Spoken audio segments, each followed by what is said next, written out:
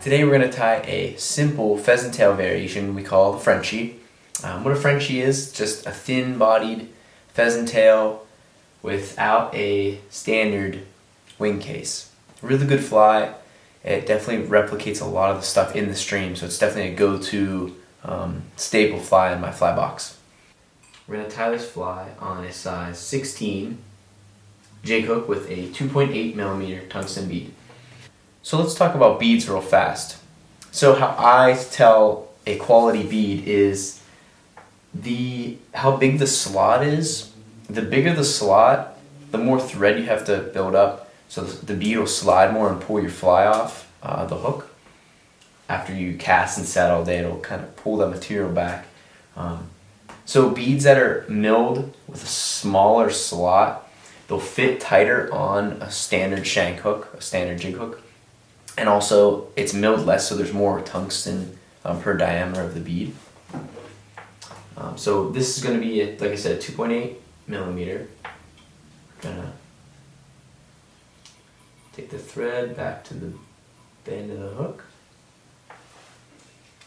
For the tail, instead of the standard pheasant tail material, we're going to use Coque de Leon or CDL. It's very stiff and durable, where a pheasant tail over time can get brittle after it dries and gets wet in your fly box and it can break off. Gonna take about 5 to 6 fibers.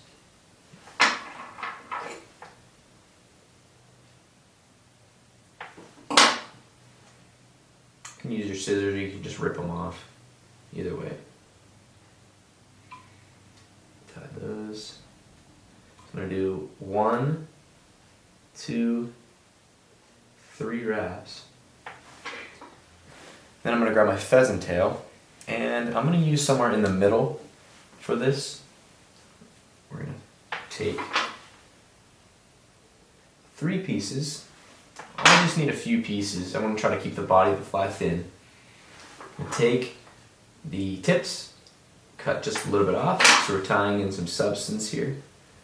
Take these, wrap your thread towards the bead, securing the pheasant tail in. Okay, just a few wraps, 3-4 wraps just to keep the fly real thin profile. I'm going to come in and trim the tips there. And now I'm going to take size small copper ultra wire. I always just kind of put it in the slot of the bead, make a couple wraps, take it back, almost to the bend. I'm going to leave just a little bit of red thread at the back there just for a little kind of a hot spot. Take it back up to the bead. If you want to build a little profile, you can, but make sure the bead's secured. We do 1, 2, 3, 4, 5, 6 extra. So I'm going to use my Vise as a rotary. 1, 2, 3, 4, 5, 6. I got 6 wraps on there. 2 over top and 1 in front to secure the material. Come in and trim the tips there, the butts. I'm going to counter wrap my wire. 1, 2, 3, 4, and I'm right up the thread. So I found a way to kind of lock the thread is to wrap it twice around the wire and then tie 2 or 3 over top. When I kind of wrap it around, it kind of locks it in place better. And then you can either helicopter or come in with your scissors and trim that little tag. 1, 2, just a quick finish.